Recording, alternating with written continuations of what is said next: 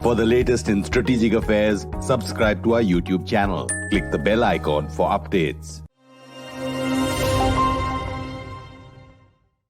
Hello and welcome to Strat News Global, and welcome to our special series on the Galwan clashes. As you're aware, it's 1 year since the Galwan clash, and we at Strat News Global are looking back at that seminal event, trying to find out exactly why it happened, what are the reasons, what are the motivations on either side, and what we can look forward to.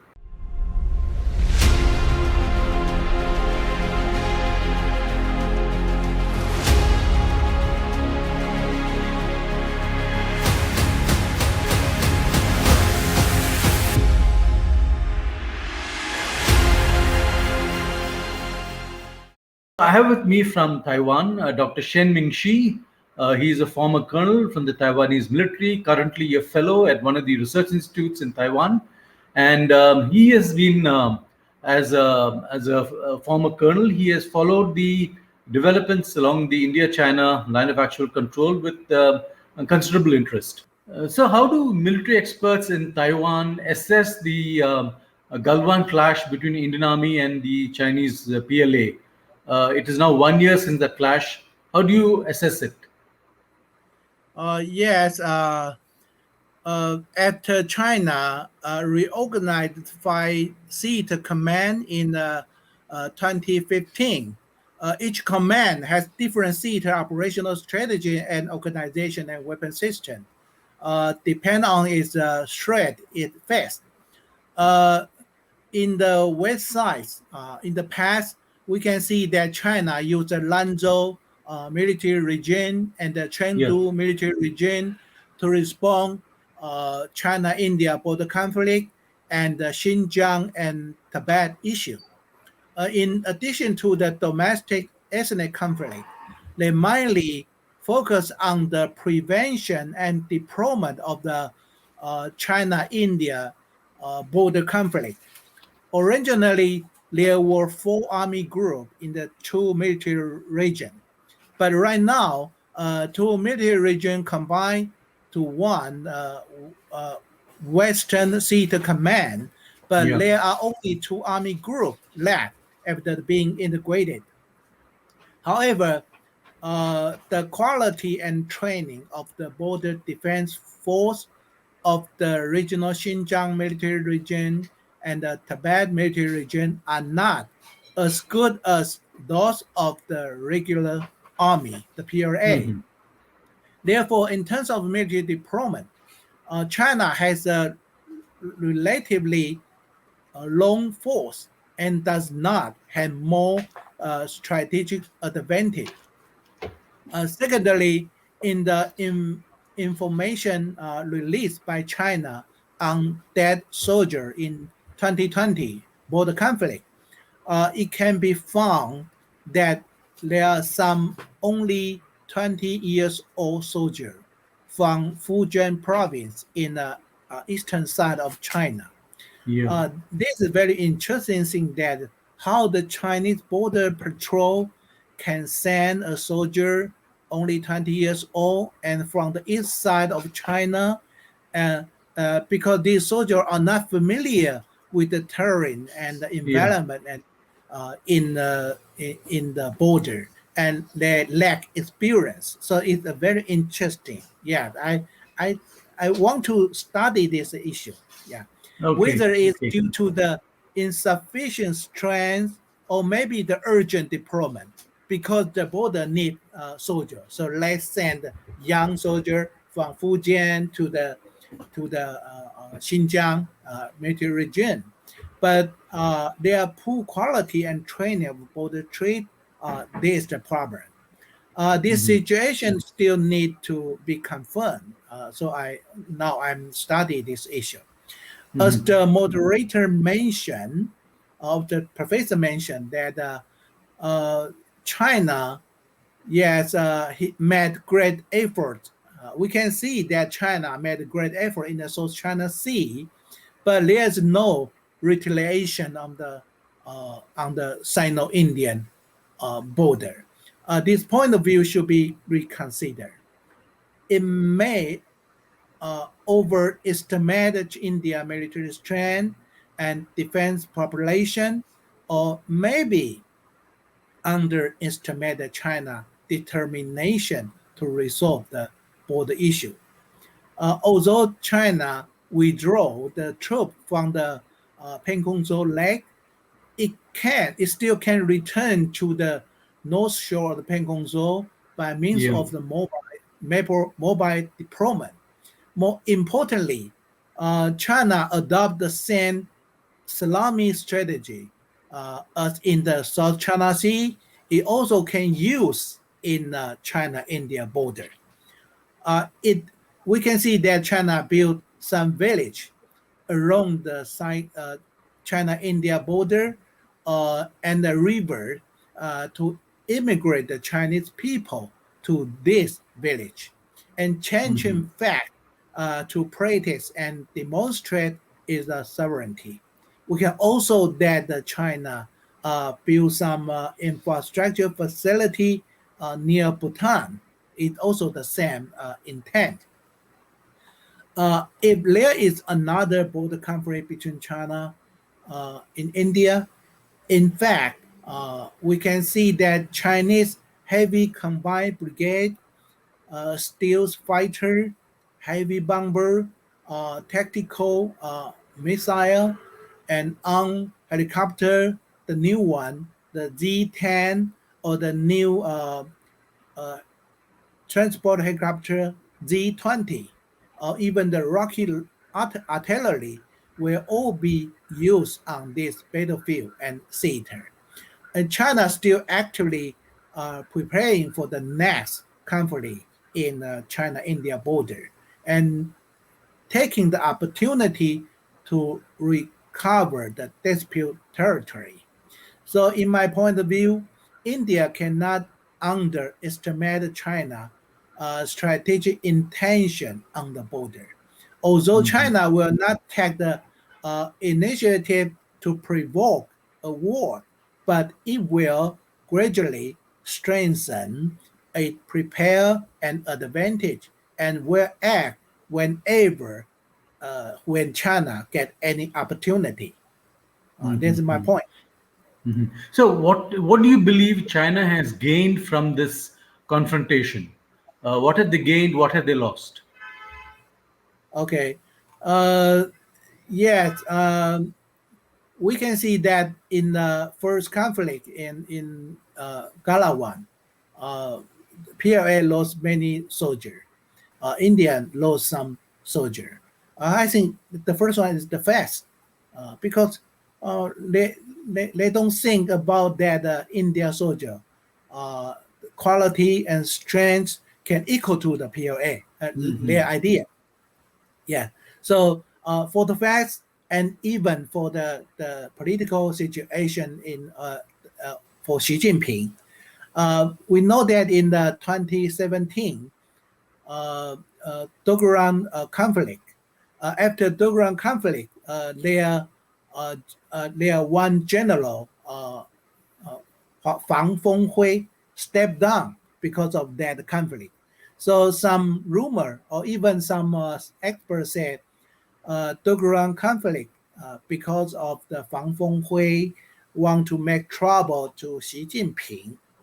But last year in Ladakh, we cannot find or cannot see any general after that conflict and step down. So Yeah. maybe it's just an accident. It's just accident. And maybe in the low level, their officer and soldier want to make some great performance for themselves. But we can see after the last year conflict, China already made good change for their preparation for the military. So we'll send many troop, advanced airplane, and the new combined brigade, just heavy brigade and medium brigade move to the border to prepare the next conflict. So I think they also show their logistic capability to the border. And they also move their ballistic missile, or they also show their still airplane. They still show their rocket artillery. Uh, I think this is that game. They got a very good lesson to the next conflict. But for the India, we can see that India move or deploy more troops to the border.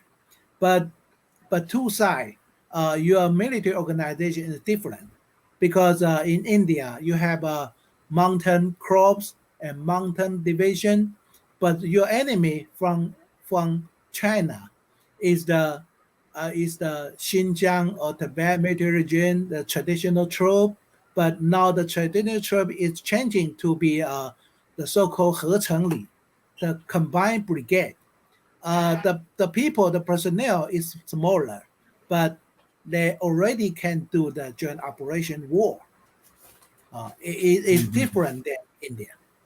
So they got the lesson. So maybe just for the facts, but they got the lesson and concern about the next conflict. They will make very good prepare for next conflict.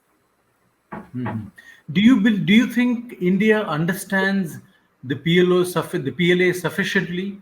Do we understand how they think, what their motives are, their intentions? Can we understand them?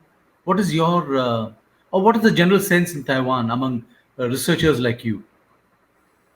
Uh, I think India understand the PLA chant, but not enough. But because you can count how many PLA experts in India, and how your intelligence unit to know the PLA, because PLA you just not only know the with C to command, you need to know their military thinking. Yeah. You need to know their strategic culture, and even in the border. Uh, I don't know how many translators in your troop, and how many troops when they're monitoring the PLA radio message, and how many experts can read, can understand the radio message and the real-time reactive PLA any action or any operation. I think this is your you're short. You need more PLA expert. You need more officer or soldier. They can learn or they can hear the Mandarin. And in the senior officer or the uh, high-ranking officer, uh, they need to know what Xi Jinping thinking about China-India border conflict, and the level of the if the India-China border conflict is the first priority to China, or Taiwan Strait crisis is the first priority. Your high-ranking officer will need to make a very good and very short judgment about this. But never mind that the PLA will not attack, will not break in the war.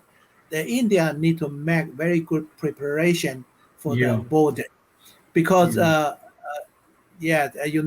I think you also know that your infrastructure near border is not enough. Yeah. Your mobility to the army, maybe Air Force, maybe okay, but Air Force just depend on the heavy transportation plan is not enough. You need more helicopter. You need your mountain division to improve their mobility. That's my point. But it's just a Taiwan perspective. So, can Taiwan help in some of these areas militarily? How can Taiwan help India? Of course. Yes.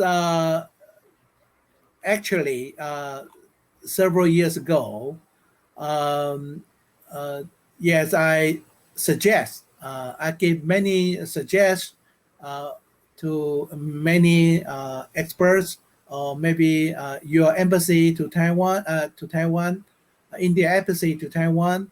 The first one is a Mandarin course. The Mandarin course. The Mandarin course is very important. In the border conflict, if you can send your special force to the border, and each unit you have a very good Chinese translator, you can increase your mobility. I think in the border preparation is very good. The another security cooperation is I think the first one is in intelligence exchange. This intelligence is not only the border situation. It's about the army, PLA army, or PLA, their thinking or their weakness in the future operation, and their navy and their air force. And they also have many advantage or superiority and better than India. You need to know. In Taiwan, we have many peer experts in National Defense University or in the Dangang University or another military unit. If we can increase this exchange, I think it's helpful to India to help you to know the PLA thinking, PLA strategic culture.